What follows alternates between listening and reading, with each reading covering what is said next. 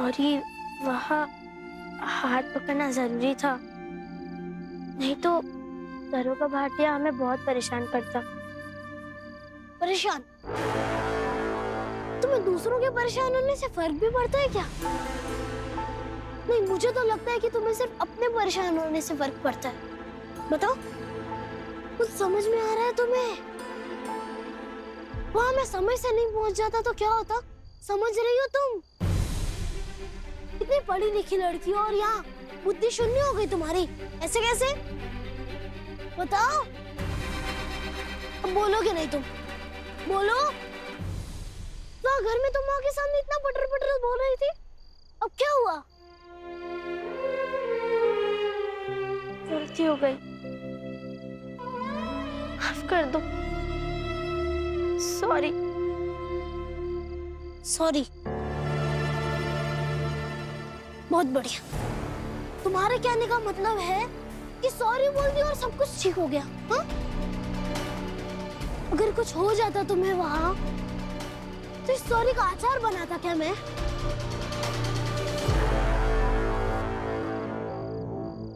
कभी नहीं जाऊंगी घर छोड़कर।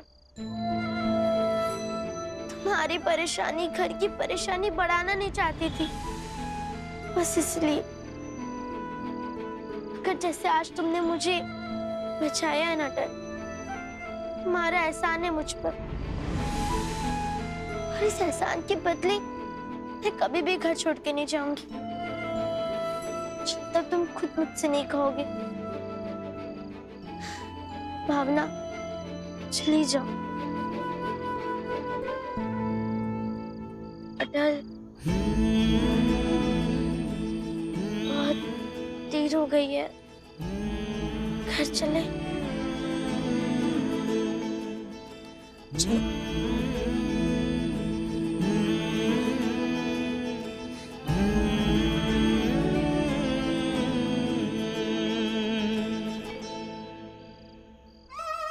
मैं यहाँ बस इसलिए आया था कि तुमसे खुद कह सकूं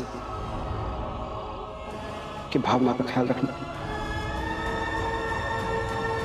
अटल, बेटा अटल, हामिद यहाँ देख, यहाँ देख, यहाँ देख, बेटा अटल, हामिद, अमित वहाँ देख, वहाँ, भावना यहाँ देख, अमर, अटल, बेटा अटल,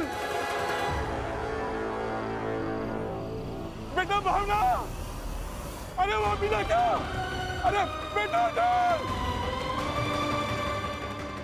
हामिद आ गया, उधर देख, उधर, बेटा भावना, अरे मिल गए, ये रे, मिल गए। अरे बेटा बहू आओ।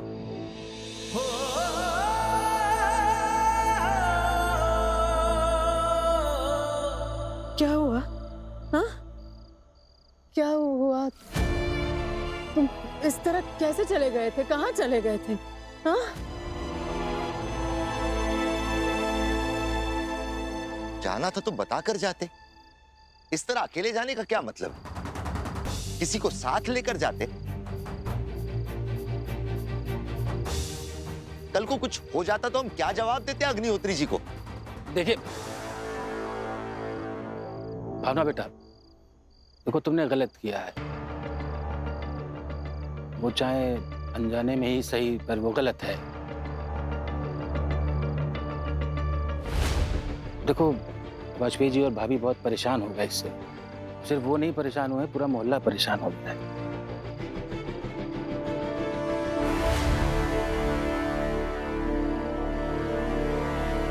मैं तो बस यही प्रार्थना करता हूँ कि आगे से ऐसा कदम मत उठाना।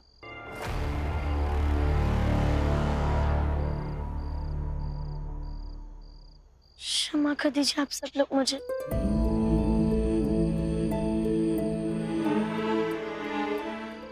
मैं भागना चाहती थी,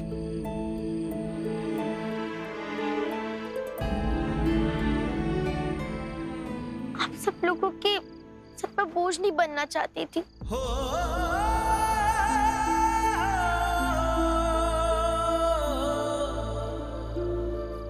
अगर मैं गलत थी,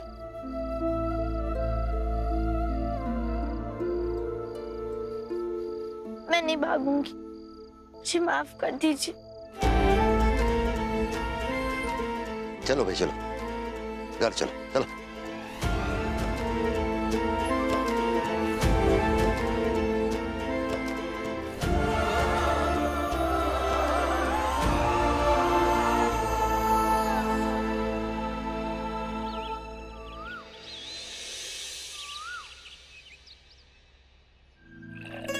लो कमला, सबको चाय दो। रुको, ये लो, अपने अटल भैया को दे आओ, सो रहे अभी तक। अटल भैया आपकी चाय। वहाँ रख दो। एक काम करोगी? हाँ, बहना ऊपर सो रही है, उसे भी एक कप चाय दे दो ना। जी। रुको, अरे हाँ हाँ, क्यों नहीं, अब यही काम तो रह गया हमारा।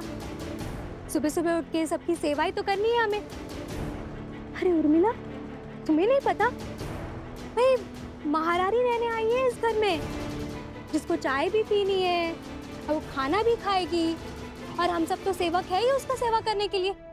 अरे देवर जी सुनिए ना, मैं एक काम करती हूँ, आपके भैया को भी बोल देती हूँ कि वो सब काम छोड़ के आप लोगों की सेवा में ही लग जाए, ताकि आप आराम से सो सके। सुनो, ऐसे नहीं चलेगा।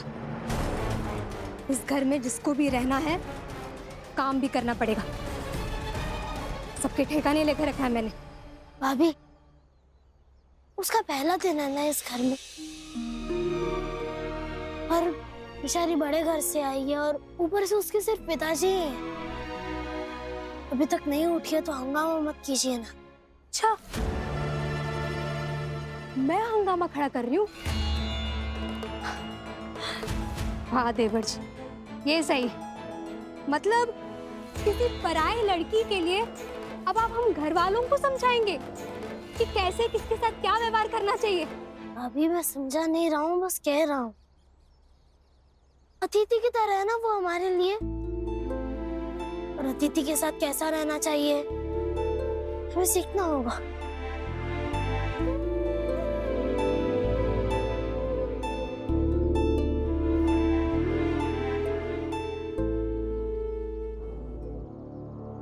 मुझे कुछ नहीं समझना, जब देखो सब कुछ समझाते ही रहता है।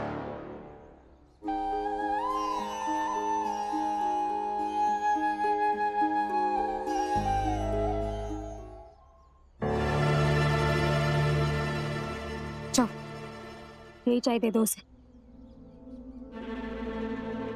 दी चाय। धन्यवाद। अब तुम्हारे इस धन्यवाद का क्या करेंगे हम? तुम्हारे पिताजी तो भाग गए तुम्हें यहाँ छोड़कर। अब इस दूध चाय पत्ती का पैसे कौन देगा? तुम।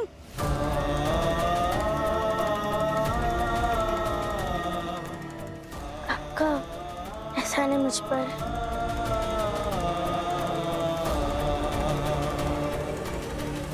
खड़ी क्या हो? चाय पियो। अरे पियो ना, इसे भी बर्बाद करना है क्या? चाय पियो। रुको,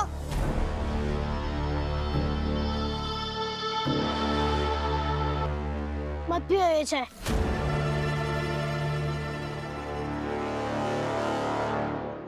लो, अब एक और नया नाटक शुरू। सच में अटल, तुम्हें कभी इस बात का एहसास नहीं हुआ ना कि तुम्हारे बड़े भैया पैसे कमाते सबकी पूर्ति करते रहे, लेकिन देखो तुम लोगों के तेवर देखो। बस ये रह गया मेरे जीवन में।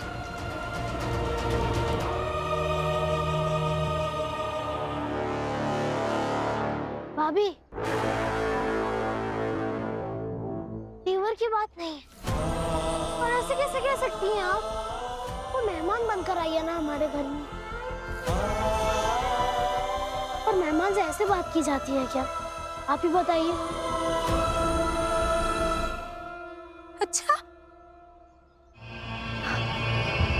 मेहमान, और ये सच में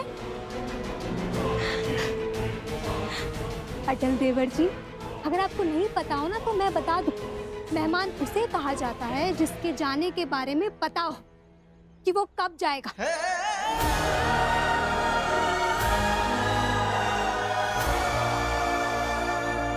और ये जाएगी अभी? ये तो यही रहने आई है हमेशा के लिए।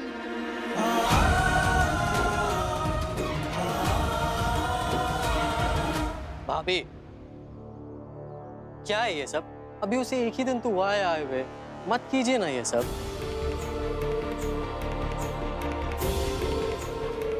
हाँ भाभी, और वैसे भी सुबह सबके लिए चाय बनती है ना, एक और चाय बन गई तो कौन सी बड़ी मुसीबत हो गई। सिर्फ एक चाय के लिए इतना बड़ा बखेड़ा खड़ा कर रही हैं। बस बस बस, बहुत हो गई बहस। क्या है, इस घर के बड़े अभी जिंदा है तो इस घर में आने वाले किसी भी मेहमान के साथ परिवार का क्या व्यवहार होगा ये हम तय करेंगे। बाकी किसी को चिंता करने की जरूरत नहीं।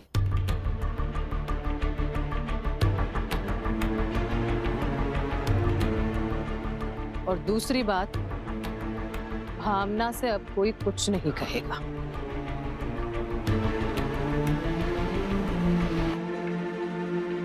हाँ हाँ, कौन क्या ही बोलेगा। अटल तो मुफ्त का खा ही रहा था, और ये भावना भी खाएगी मुफ्त का।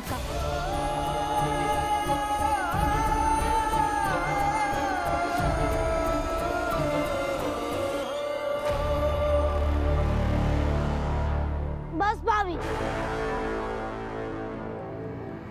नहीं खाएगी और नहीं कुछ पिएगी। दो।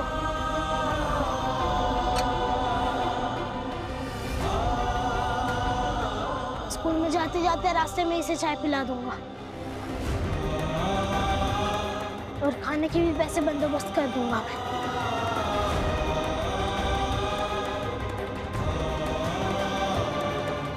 चुप रहो, क्या कह रहे हो? बस हो गया, बात को बढ़ाओ मत अब। नहीं माँ, सही कह रहा हूँ। भावना को घर में मैं लाया हूँ ना, तो इसकी जिम्मेदारी भी मैं ही उठाऊंगा।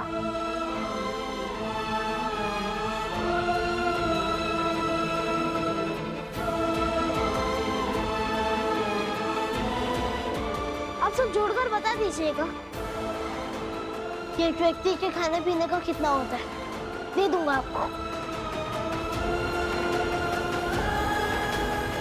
कोई कुछ नहीं जोड़ेगा, मैं कह रही हूँ ना, समझ में नहीं आ रहा है? सही कह रहा है अटल।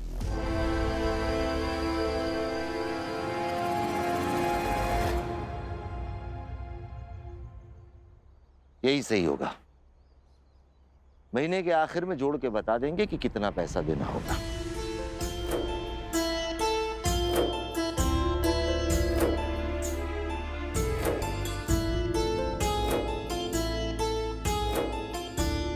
जी बाबूजी।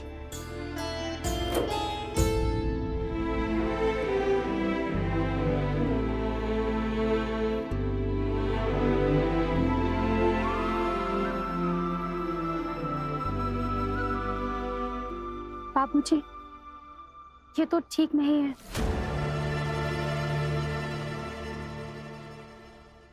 नहीं, ठीक है, ऐसे ही होना चाहिए।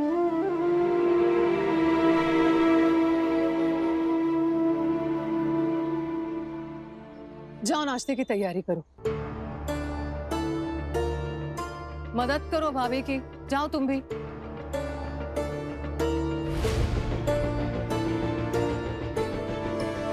जाओ तुम भी जाओ, काम करो अपना अपना। हो गया, बहुत हो गई बहस।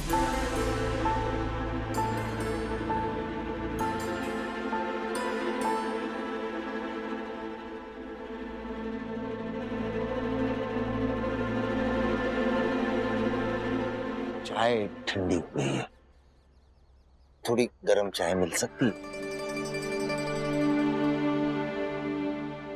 लाती हूँ।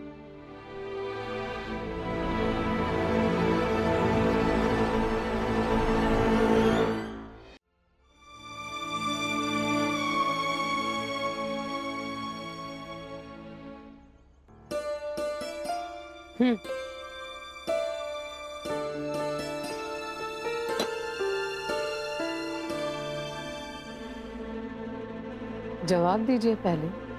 क्या? क्या मतलब? कुछ गलत नहीं लग रहा आपको इसमें? मेहमानों के खाने पीने का हिसाब जोड़ेंगे अब हम? कैसे? आपके आने से पहले सरस्वती ये बातें कर रही थी, चुप करा दिया मैंने उसे।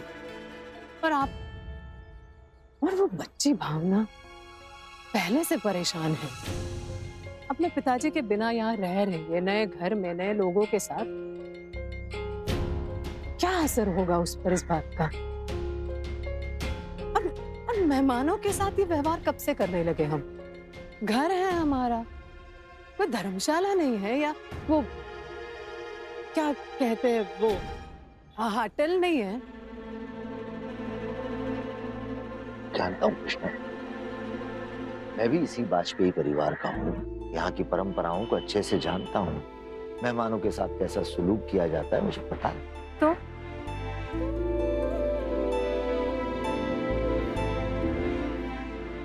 बताइए।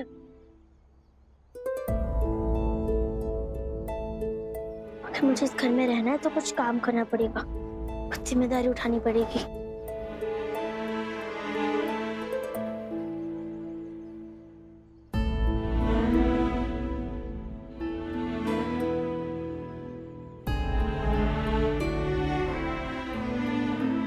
अब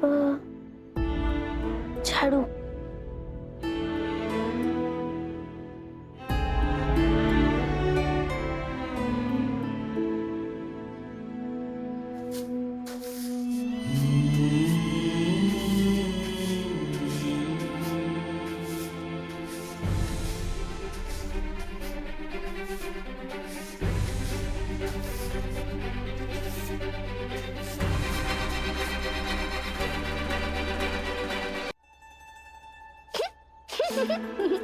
क्या कर रही हो? क्या हुआ? तुम हंस क्यों रहे हो? हंसो नहीं तो और क्या करूं? दो। नहीं अटल, पीछे सब लोग सही कह रहे हैं। अगर मुझे इस घर में रहना है, मुझे काम करना पड़ेगा और खुद की जिम्मेदारी उठानी पड़ेगी, इसलिए ठीक है। नहीं नहीं, दो लाओ।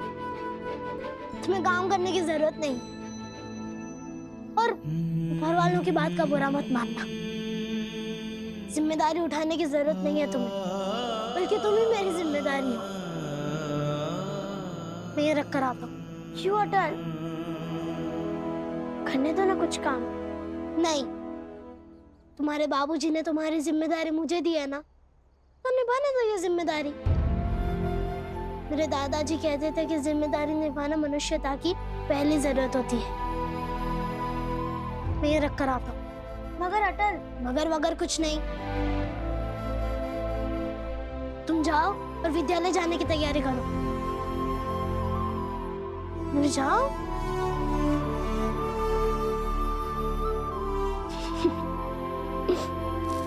भावना भी।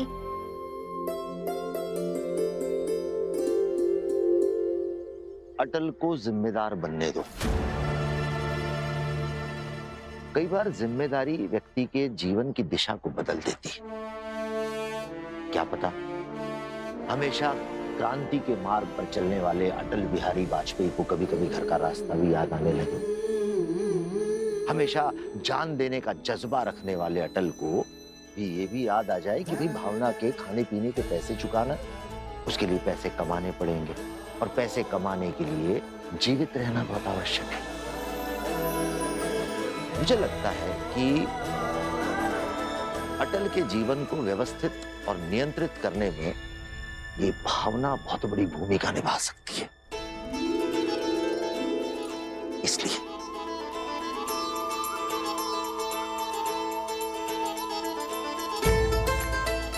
क्या फिर ठंडी हो गई? एक और बना के लाते।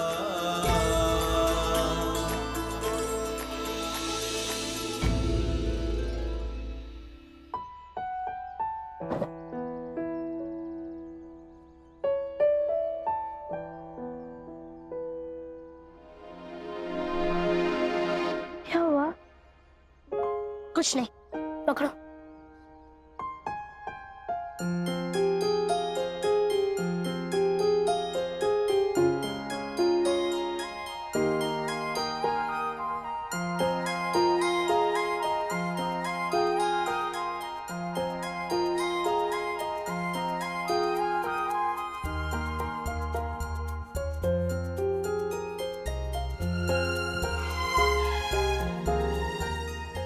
मैंने मेरी किताबें बांट दी, ये तुम्हारा और ये मेरा। पहन लो। चलो अब विद्यालय चले, चलो।